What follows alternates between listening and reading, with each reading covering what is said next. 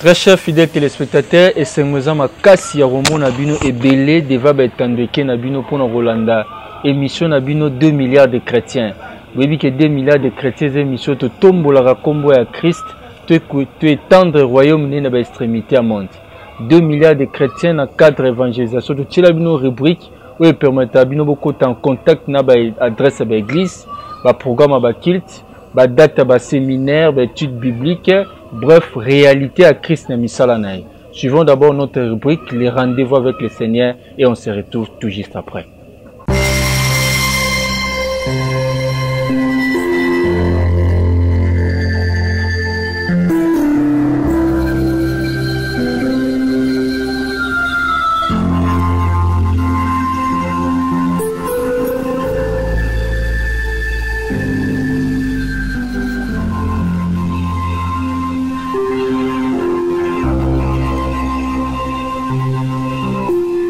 Merci peuple de Dieu, Ezalim Lai Moumbo l'ambassadeur de la parole de Dieu, et Nazali visionnaire, il y a église ambassade de l'Éternel, et vision Nabiso Ezali, et de chercher les armes perdues pour les faire entrer dans le royaume du Sud.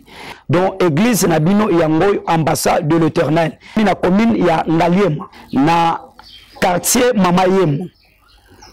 Avenue Kiakou 54. Ce que Nanzela il y a 2 GC, bakokito na deuxième antenne, arrêt antenne deuxième nango, okokati sanangambo troisième parcelle, et si avenue Kiakou 54 ezali, okoti okomona église na Yope, église na biso ambassade de l'Éternel. Outa ce qui litendel, ozui kaka pompage, okomi na pompage, okoki komata même makolo parce que eza pembeni.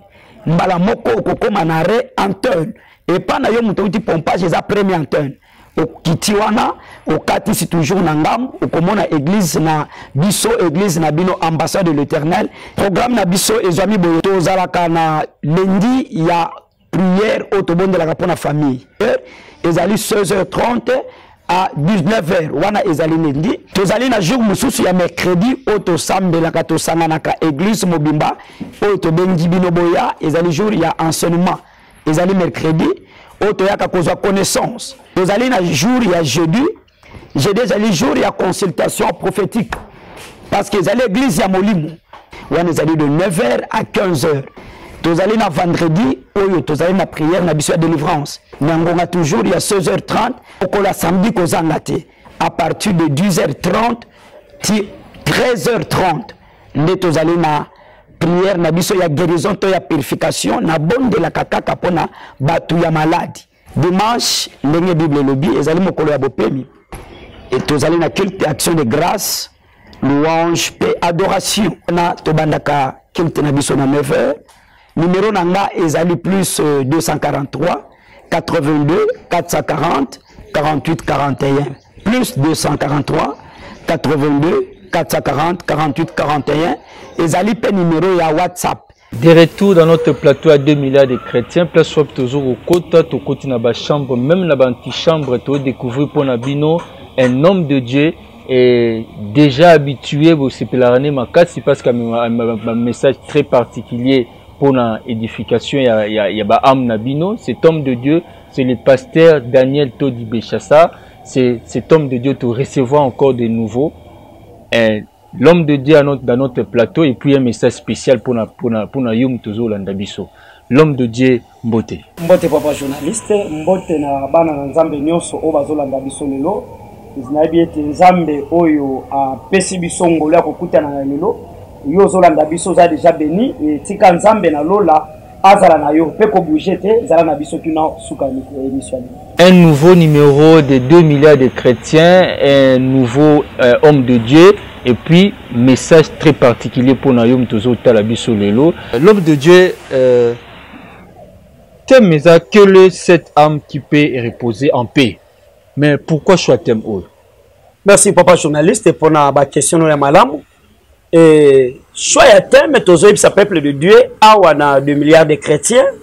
Tozali kosala évangélisation pour la gloire à Jésus-Christ Nazareth et le kolanga naza anti-mensonge naza anti-mensonge et bana na Nzambe toza kati na potopoto pe na bobungi ndenge moko nzamba lobi et Osée 4:6 mon peuple périt par manque de connaissance. Papa toyebi ke na sena moi na Bible nzambe nga tozo sambela na yo eza na lisumu moko abandai koboya o abandi ko telemela même ba scribe to ba pharisien eza lisumu nini. C'est Matthieu chapitre 23 à 27. Lisumu nini o ba bengi hypocrisie. Donc kino lelo papa na biso basali na nzambe na bana na nzambe toza ba hypocrite moko ya makasi. Oh. Oui papa journaliste nde eloko ezo matangai ezo sala nga passe de tozo sala pena musala na nzambe malamu te tozo bomba vérité tozo protéger mensonge.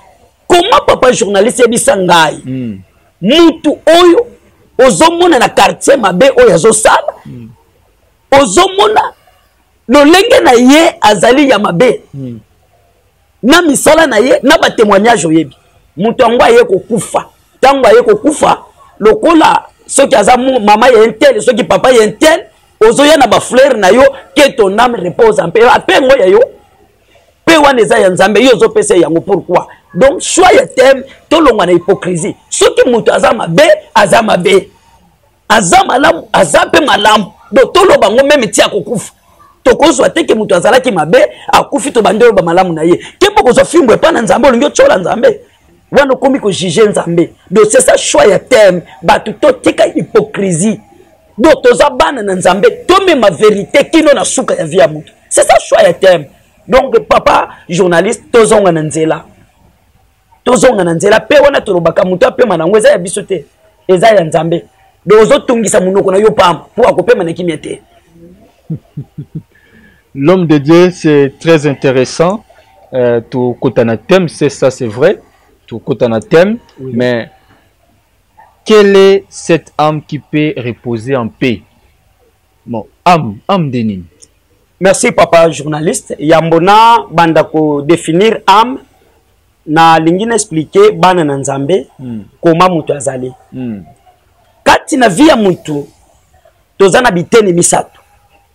Tozali na corps, âme, esprit. Corps, âme, esprit. Ok. Donc tango nzambe asali biso batu na Genèse 17 agumba kezala ki formule. Mutu abima kiteke mutu bima mutu abimite. Nyama nzete nde ebandai ko bima kaka bongo. Mais pour nzamba sala mutu azwa temps. Do abandi ko gumba mabele, sima ko gumba mabele nde aye ko fula mo pepe. Mo pepe nde molema nde amoto zoloba.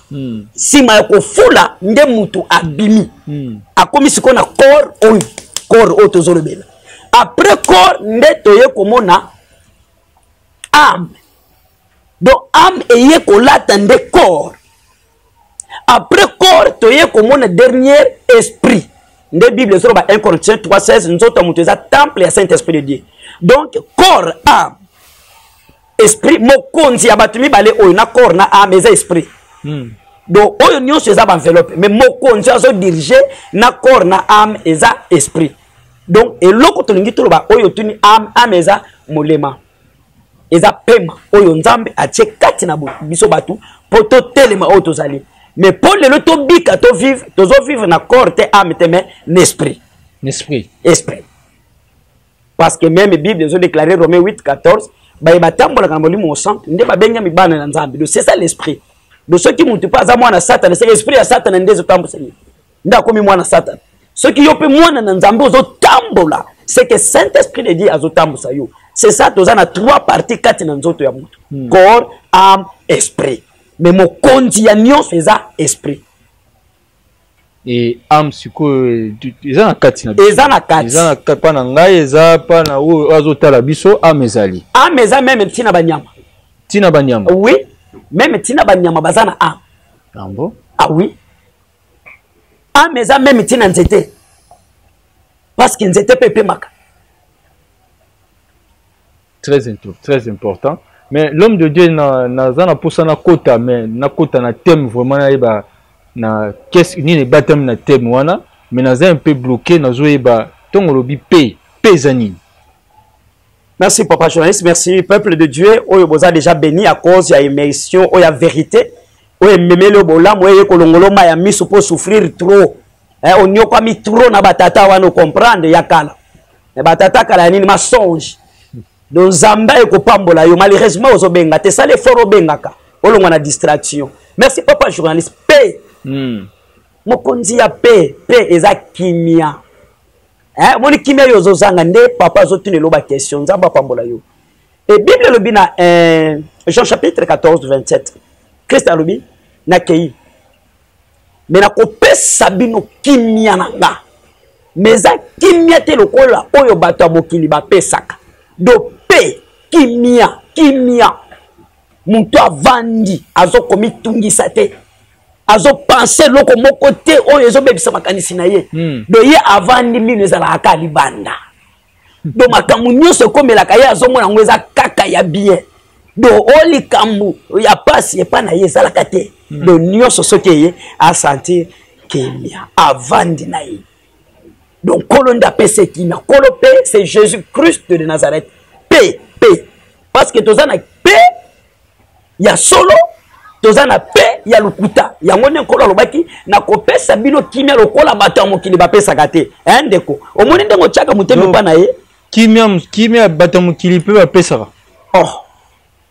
bapesaka kimia lukuta ezali kimia ya tango moke ezali kimia ya tango moke ezali lelo ke luka musala bapesi musala parce que na connaissance ya mutu moko boye lobi musala ekufi eza kimia tango moke bapesi yo no oyoki bisengo ya tango moke olingi mobali lelo alingi asepeli so publier na Facebook kola yo komao okuna okena ndako sepeli d'après okezwi kimia on eza mensonge eza distraction vrai kimia eza parce que kimia lokuta ezali papa oza na classe ya P epesemeli mutu nyonso te keba olanda ti yo kasi somona mutu aza monene kaza na kimia te ozolanda na mutu kazotambola aza na kimia te c'est pas ça la pepe tozolobela eza wana te ke mutu aza na mituka aza na mapango aza na mwasi na bana ndepe non pe oyo tozolobela oyo Christ apesi do mobimba ne ya bonzambe asenkarna yango kati na mutu kimia yango wana papa donc Christ avandi kati na mutu aboyi masumu atiki péché do makambu bato ya mokili bazosala wana ya asalaka yango te do ya vanda kati na bosango c'est ça vrai kimia onkola tikela kibiso do mutu akendaka gauche droite tatikalaka na nzela moko kola pambole yo mutu oza na nzela Yesu Masihi kola mona yo mutu ozolanda ngai na pamboli pe na cameraman na biso nzamba pambolo parce que kimia eza na yo papa Platini samba ba Platini merci papa journaliste c'est ça la paix Christ kati na vie ya mutu wana muta o tokoloba a se reposer na repos na kimia ana kimia azana kimia vanda kanena kimia ata ozotumole ozolokele ba problème etali ekutute ya vanda pourquoi problème les a déjà résolu do ya mitungisa susu ta sala ka sur le côté si ba salele déjà ici là l'homme de deux temps ozoloba ko se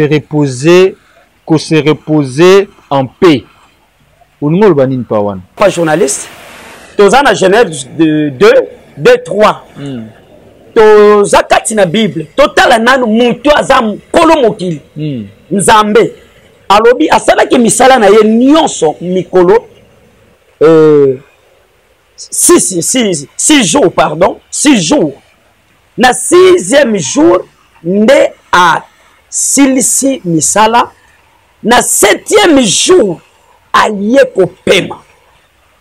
Pourquoi ye kopema? Ayebi ke misala nyonso asali eza ya kokoka akobatisa te akolongola te. D'abord ayoki nanu joie ayo atali misala asali epesi nanu esengo. Donc aye kosala nini aye kopema wana eza nzambe. Donc nzambe ye moko tala na muta le Dieu créateur ye moko apemi avandi donc asala ka soso tu yebi ke nzamba asala solo te tango kala nzamba asala ka solo kote abakisa kate alongola kate donc nyonso si asili sango oyo tozomona makambo ezokomela biso ndeza temps eza nde temps donc soki omoni likambo moko ekomeli yo temps na yo nde ekoki mais eza te ke nzamba asali nzambe esi asilisa deja navanda na kimia na ngwende ya kimia minu libando ndeka yo zoseka ndenge nkola nzamba pambo papa journaliste de ye baseka kana ye kaka bongo avanda na ye de makamuniso asale za kuku tika nzamba pesa mama moko kimia tika nzamba pesa papa moko kimia jeune moko kimia ozolanda biso kaka na siku nzambo na zolo bangai nde na sana ye ondimi kimia pesa melo na kombo Yesu Masiya tana yo pe koti ndimaka Yesu Masiya monde ngana tozo sekata parce que azakati na ngai on donne ce que on a kimia na pe pesa melo na kombo Yesu Masiya. L'homme de Dieu tokota siko vraiment na thème exact thème mais surtout tali besoin de question thème en moins sous forme à question. Olobi, quelle est cette âme qui peut reposer en paix? Bisobe tozo msuluka mutuna ngana ba téléspectateurs na ngai na complicité tozala na bango na bango ya 2 milliards de chrétiens tozo msuluka mutuna siko âme nini yango ekoki ko pema na kimia soki ba âme ekoki ko pema na kimia ezali c'est que peut-être ezana ba âme so ko pema na kimia te. Expliquez biso na le qu'on a pour toujours comprendre penati. Na pamboli nzambe toujours na ba question ya kitoko pona yo bazotunela yo. Ozwa tempe ya kotuna ngote ngolo epesemeli yo. Papa journaliste nazo senga bana na nzambe basale na babiki na bango. Tozana mukanda Esaïe 57. Esaïe 57. Esaïe 57 2. Bible zoloba akokota na kimia akovanda na kimia mutu oyo atamboli na droit chemin tanga Bible na yo. Donc âme eko reposer en paix ezali âme oyo donc mutu atamboli na droit chemin donc mutu atamboli na intégrité mutu atamboli na sainteté muta tamboli na kopanga nzambe en général. De première question ne mutoyo akende ko vanda am ekende ko vanda ekende ko pema epemi oya tamboli na kobanga nzambe oya tamboli na droit chemin nde am oyo kende ko vanda na kimia. Alors tango tolobi bongo c'est que deuxième question nango et réponse nango eza kaka wana. Do yo muto zolanda nga nazoyebi talende nazo pousse le pembe na yo. Oyo muto atamboli na droit wa omuni pembe na zo wana. Wa zo tambola ne malabu. Ata lelo zo seko zo chongo boma ya kufa ni yete. L'homme de Dieu s'il vous plaît ozo sabango mais muto atamboli na droit chemin. Vous allez un peu concret. Droit chemin où il existe. Merci papa. Droit chemin na concret. Droit chemin na zolobela. Muto zo tambola na crainte de Dieu. Muto zo banga nzambe. Muto zo tambola na ndenga yebisi Abraham soyez intègre. C'est-à-dire quoi? Vous intègre la signe. Kasi muto azana kasi yango tozolibela ta droit chemin muto abanga ka nzambe muto azaka pembeni na nzambe donc muto asala ka makambo ekumisa ka nzambe donc muto akima masumu. OK.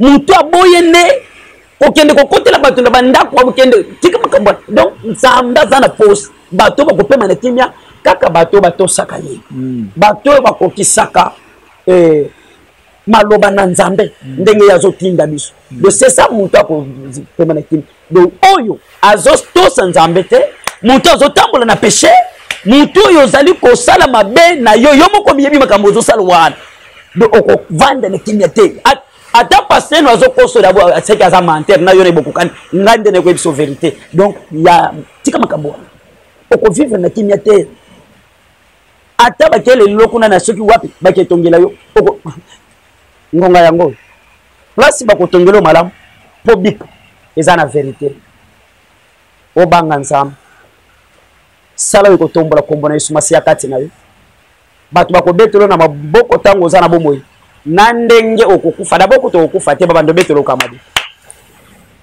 parce que ya nzambe akufaka te papa journaliste na répondre question bana na nzambe bazotala ngai donc muto akopema na kine muto oyo atamboli malamu na miso ya nzambe muto nkola betela katolo ke oyo pa za ya ngai donc yo oyo Christ abetela katolo te okopema na kimia te.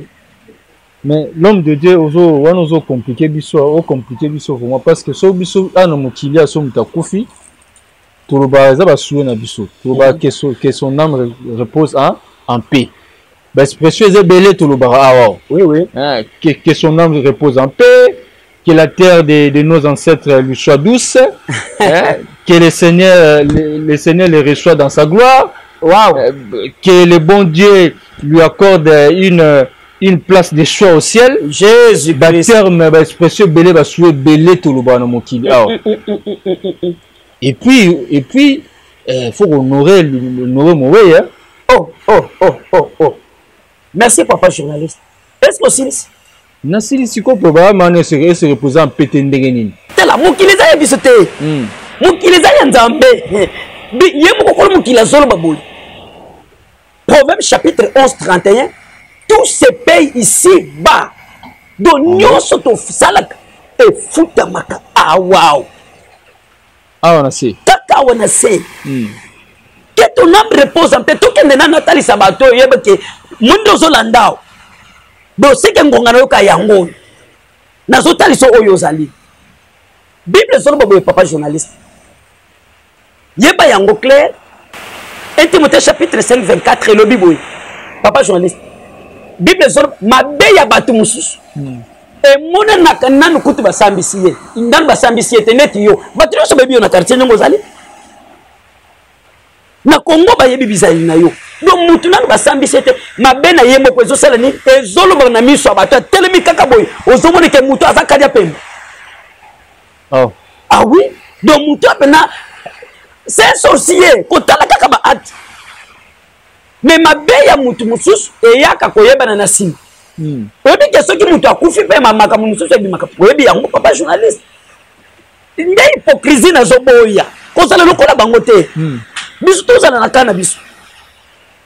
Mutu ya mabe c'est Colossiens chapitre 3 le verset 25. Elobi batu ya mabe oazo sala makambo na injustement il faut basambisa ye lolengi kaka ya injustement na ye. Dozo sala mabe mutu ko sambisa yo. Do bolombe kolanda yo ata mukolo moko te. Prenez exemple Luc chapitre 16. Tozuka quand même 20 kaka 30. Tozana batumi balé. Ngakisa batumi balé. Soit misat. Voilà. Riche, Lazare, et Abraham. Yo muta mbongo na zote yo. Muni mbongo na yo wan. Mbongo na yo wan. Eko sambisa yo un jour. Eko zangi sope me boko nzalolo. Ah, ozo bisa ngadi. Mengani na yipso vérité. Riche, azana mbongo, batu bazo souffrir. Lazare azo kosenga meme biloko kaka bamboa bazo lia wana, bawele la lia. Mais bazo pimela ye mukola yaki kokufa. Akene sikani na lieu de tourment. Azobisa Abraham atinda Lazare akende ko yebisa bande kuna ye batika mabe oya bande ko sala. Po ba yes bakende sikani ya sate. Na Abraham alobi tango ne sese. Esika bango basali na nzambe pe basali. Basali na nzambe basali. O bazote ya bakoyoka. Tala et Abraham Lazare bakesani bakepema na kimia. Siko makambu tozoloba. Prenez exemple. Tokena mukanda ya Actes des Apôtres chapitre 12 de verset 21 même 24. Hérode abomisi Jacques. A vu Pierre na prison. A fixé jour de faux à Sambisa Pierre. A lati milambane ya lokumu.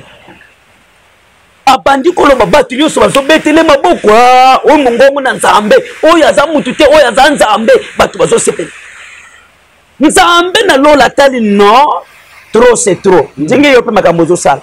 Nzamba kolobelo trop c'est trop. Même kaka nde na zolo ba l'émission. Papa, Ange Akiti a frappé Hérode. Hérode nano kufita zobi mabangusu ya ver. Mutu akufita zo pola. Yebisa ngai mutu abo. Wazo bomisa batu. Azo tchabatu na prison. Bazaba innocent. Enzamba yeko boma ye. Ozoke yebisa mutu abo eke.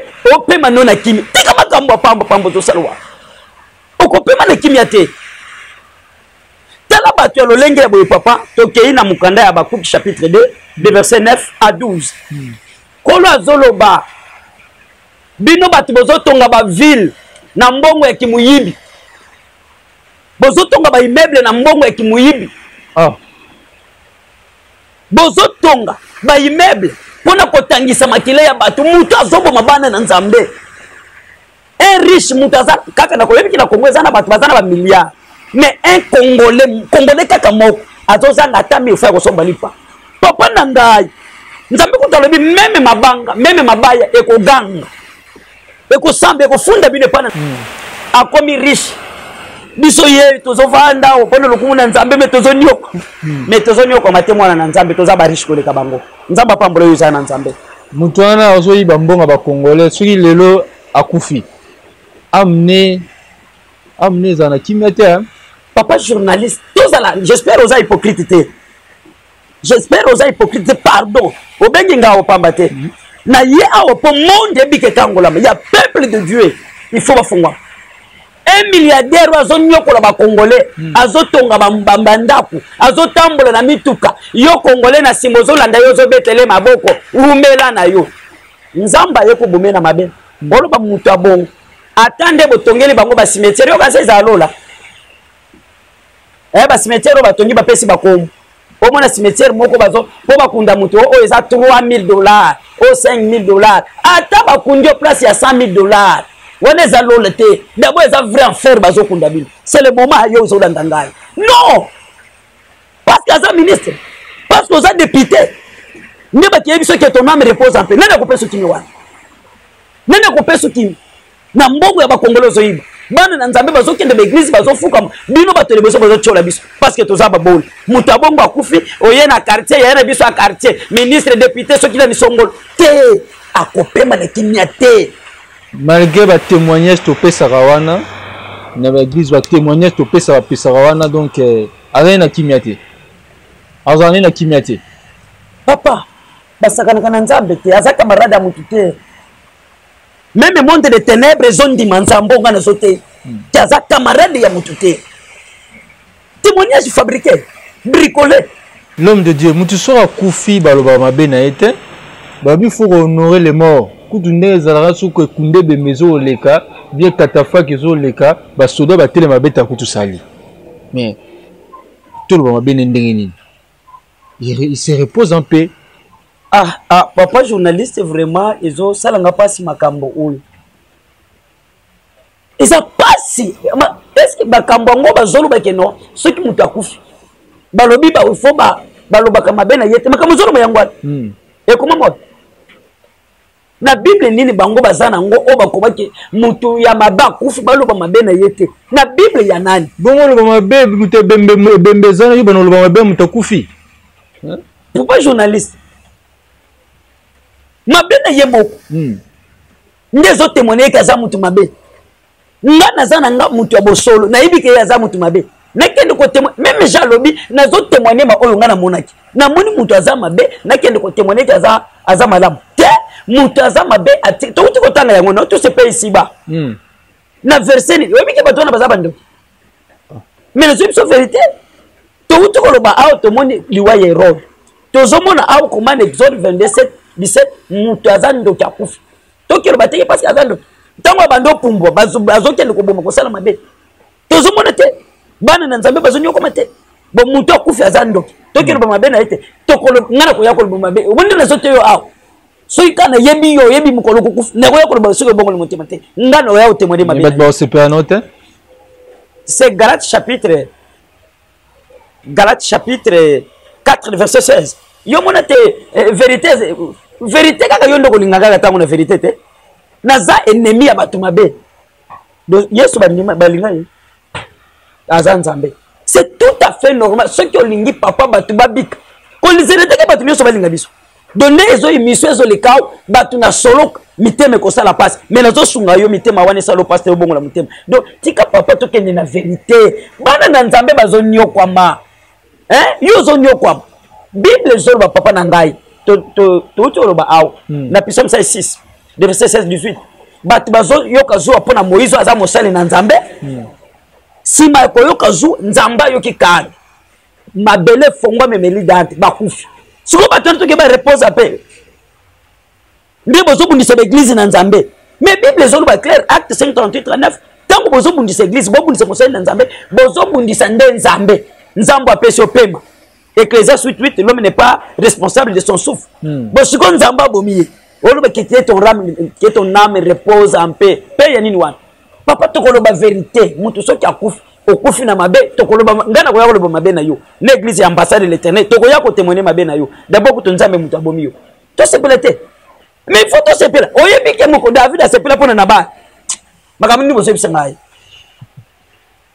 David asungi na ba abateli biloko na ye mukolo David azoyoka nzana atindi batu bakende ko singa na bali biloko oyebi ke David na bala zolo bani ye mwana jesa zana ne pongana zo biloko ngana pesa ye aboy David ayoki tango ayoki kanda akuta ni bigaeli na nzela alobi kotika te kobo yete après 10 jours nzamba bomi na bali David alobi merci nzambe parce que bomi nga na bali tika kama papa David asenga ki merci po mungune na kufi donc mutazo tambola mabe na zolo bana yo zo nyokola bana na nzambe soki le nzamba bomi yo ngana yako temane ko zando parce que naza prophète na yibi misala na bible donc tika to ba vérité papa bible zolo ba d'abord Ecclésiaste chapitre 9 verset 6 soki mutu akufi na misala na ya mabe na zuwa na ya bando yo kila biso ekolanda yo tango kufi na mabe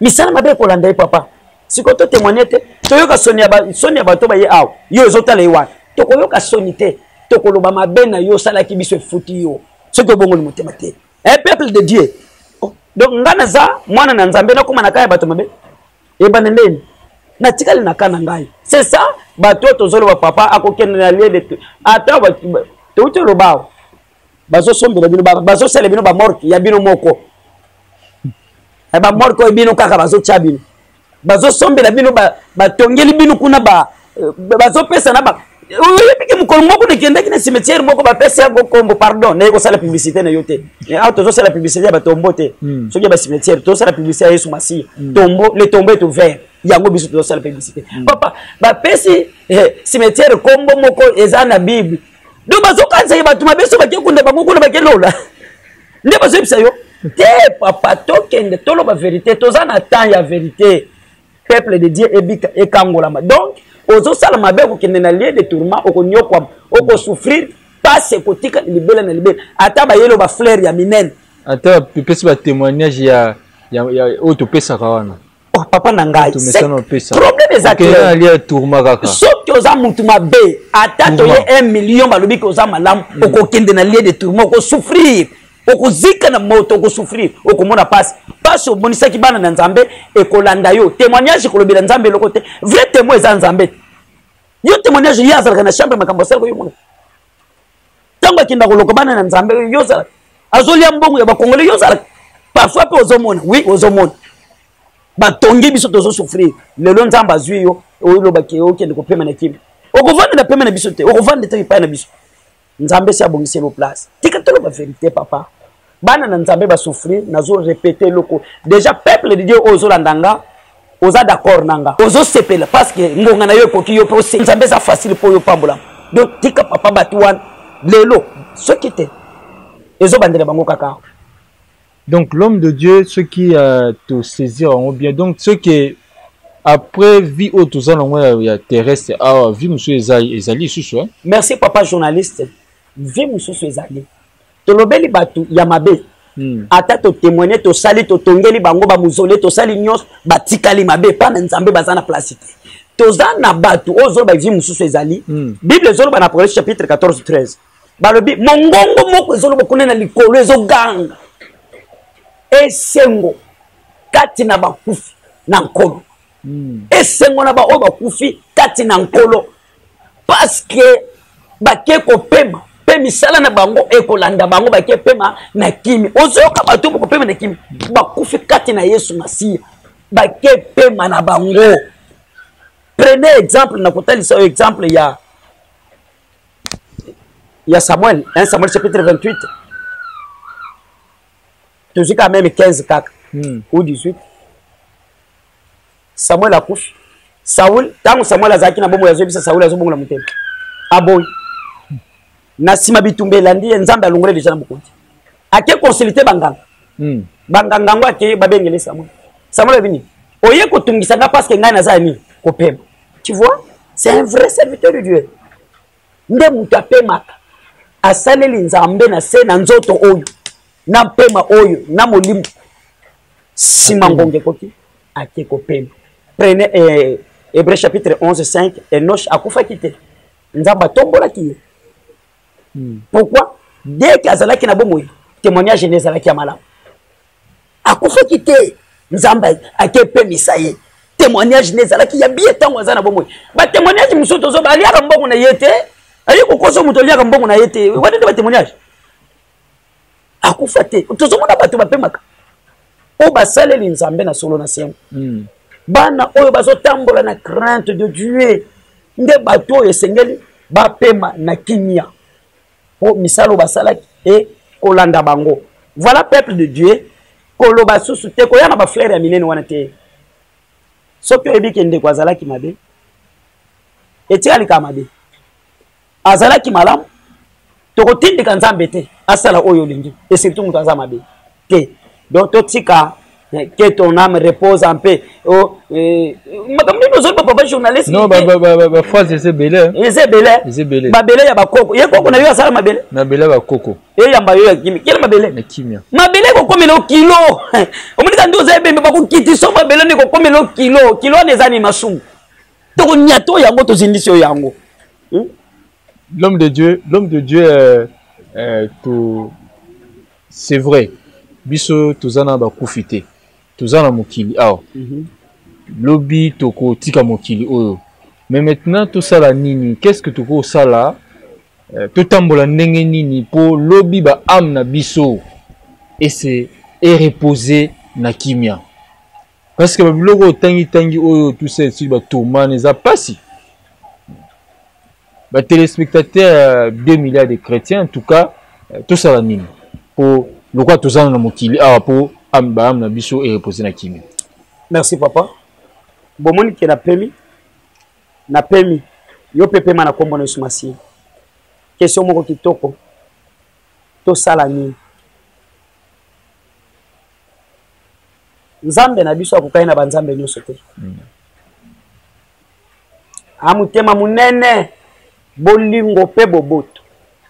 Réponse claire. Marc 1er 15. Kola lobi ngonga et komi pembeni. Repentez-vous et croyez à la bonne nouvelle. Les seules choses yo muntu okufina nute. Mutu muso bazo sopile pe ba frère na okufite papa. Pour nini na bolamu bazo sala nanga okufite mutu bazo tombola ye bazo sepela na ye. C'est ça kuna pe na lola nzamba zo sani azo sepela na yo. Do yo muntu okufina nute. Makambo na uto tanga na batoto moni ya mabe ya ba Herode. Makambo ya kaba Jezabel oya kufa bamboa balia ye 1 roi 21 24 balia ye. De ce qui yo continue makambo ya mabe ndeko kopema te. Muta kopema eza papa na yo te eza pasteur na yo te eza pengate. Muta kopema c'est Jésus Christ de Nazareth. O kati na ye malamu ndeza mabe za te. Donc bongo la motema. Kaka nde nazote yo soki oyambi Kristo lokola mokonzi mobateli pe mobikisi ya bomo ina yo kaka lelo ozokoma mwana na nzambe ozobanda kopema pe na kimia kaka sikoyo. Donc kaka sikonde na zoloba ozobanda kopema deja na kimi ngonga yango soki oki mongongo na nzambe kokanga motema te kozela te ba ya kosala ba mesa ba we ya lukuta ba distraction pamba pamba yango na pe na ngina lobate papa shoko na kende na ngai tika ngai na kende papa bana na kufuna bandeko na nga bazali ba osala messe basali messe ba moni monanga evanda na kimia et ça la marade ça la mabasala ngo ba na bandina kotoka nazo yoka nazo ba chade pour les salinga donc kati na ngai papa na ngai makambo zi wapi nani azoyi biso makambo tout est pardon Matthieu 22 32 car Dieu n'est pas un Dieu de mort mais de vivant yo bando sala masumu na yo bas pasteur bazote yo zo beta mabanga ozo monelo ko pam ozo kende ko yiba ba bete marteau kufi na masumu na yo na kimuyibu na yo okelo kwa batu bakanjo kuna na file nzamba bomiyo tika makambo mesa ba we ce sont des aventuriers na zolo ba yango bino batu bosala bosaba aventurier boyebi pe nzambe te tika batu tika bima na l'église basala ba mesa ba we wa muto kofi les salaires individuels papa Bible zolo ba clair c'est 1 Jean chapitre 1er 9-12 kola lobi soki otubeli masumu na yo polele aza fidèle juste akolimbisa yo ba lobi to yo ya kutumula masumu na ngai ngasi na kufia kutubela masumu na ngai papa nchiko na tika ngai na tika na yibisa bana na nzambe c'est très clair 1 Jean 2 1er de kola lobi akomela ki bisto sala masumu te mais soki to sumu to za na avocat pembeni ya papa c'est Jésus-Christ le juste kwa kufa ki pona monde mobimba na yondo ki lelo soki ondimi kaka masumu aussi c'est ça muto soki akufa c'est la messe, vous êtes des aventuriers. C'est l'ambassadeur de la parole de la vérité. Hein? C'est moi. Anti-mensonge. Mais, nena kusali la yo. Nena kulimbiso yo kufina kindoki na kimuyibi na kindumba na mabe. Yangwe bomiyo. Misale landi yo papa totika biloko wana. Totika. Yo muto sala ka ba messe. Keba. Tika bana nanzabe. Tika ba magambo zolo ba messe na yo ya lukuta. Muto sa kufi. Ici, Romains chapitre 19, si tu confesses dans ta bouche, si tu confesses dans ta bouche, yo confesser, et si tu crois dans ton cœur, c'est ça la parole de Dieu. Il faut confesser ma soumonaï. Papa, tika na toyebisa makambo makambo ya baliwa oyo batu basoke sa badini ba mesa ngondeni limbisa na papa Julai to boyi biloko wana tika bana na nzambe te ya bango babongola mitema tikela bango makambo ba mesa mete ya bango babongola mitema nde vrai messe ya solo tango muta se repentir ayambi Christ lokola mokonzi vraiment bateli na ye akomi wongona ya masumu tare sengo messe ya solo yango oyebi mokolo te faut bongola mutema akoya meme na buta lelo akoya meme na tongo bien aimé liwape oto zolo bele ela kaka ngo pete ko kansete poza na mitu koza na mbongo mili ela kaka te ekoye lo tangu nyonso pourquoi mabele ki nzamba tike lo temps yango tindi ngai ange na ye ngai mosali na ye na kebisa yo na teya yo obongola motema soki obongoli motema nkola lobi na tangi lo Bible Ézéchiel chapitre 18 de 23 même à 27 albi ata obanda ko sala mabe omonde na kitisi mungongo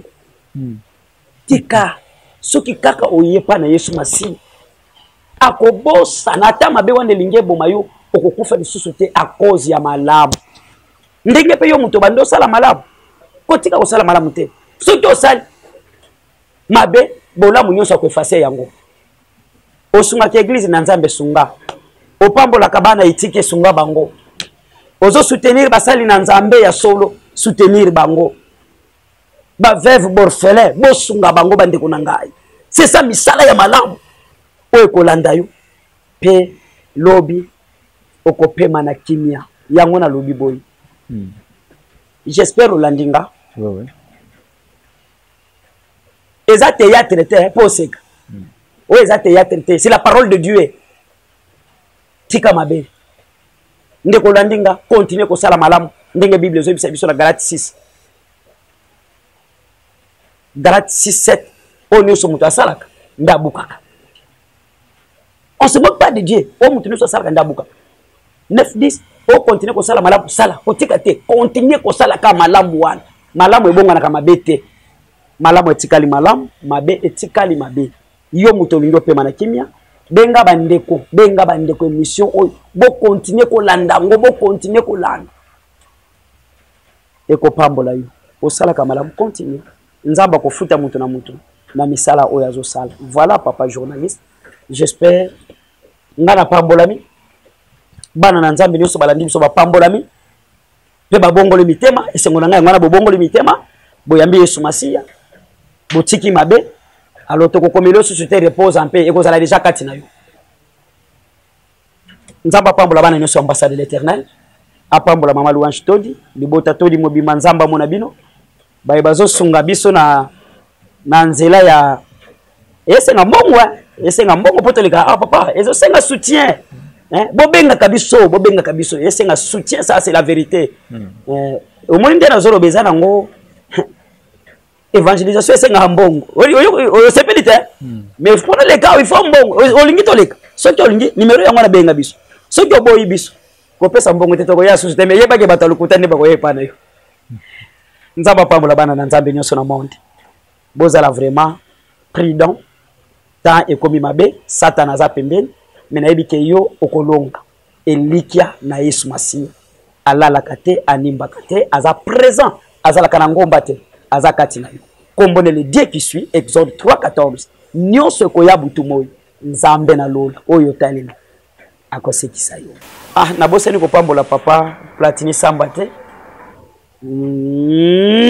Samba Platini ya basamba musala na yo papa sala ngoma la munkola pamboli yo mabota na yo ke liboso na cameraman moko yo nazoko kisona ba o wana te yo poza kati na vérité kola peso bolamu peli bota na yo pambolamu papa journaliste vraiment c'est grâce na yo pe na nzambe nde bana na nzambe bazo pambolama vraiment na remercier yo pe na fidèle téléspectateur question et tout namaki quelle est cette âme qui peut reposer en paix réponse P Toyoki ces questions il y a se positionner nyo se jouer à namo na mokili l'homme de Dieu a précisé ah nyo se jouer à na mokili ceux qui a au tamboli mabe am na yo pe se reposer na kimia te ceux qui tamboli na malamu na kobanga nzambe na sanctification na intégrité am na yo pe se reposer na kimia toujours réponse débat pesi na côté wana te remercier grande équipe pour accompagner Rabiso toujours na émission on a 2 milliards de chrétiens ou ça la symbiose oyo Platini Samba ba Platini yemta vandisi masolo côté wana et biso na bino boyebi complicité tout donc prochainement avec le même plaisir ciao.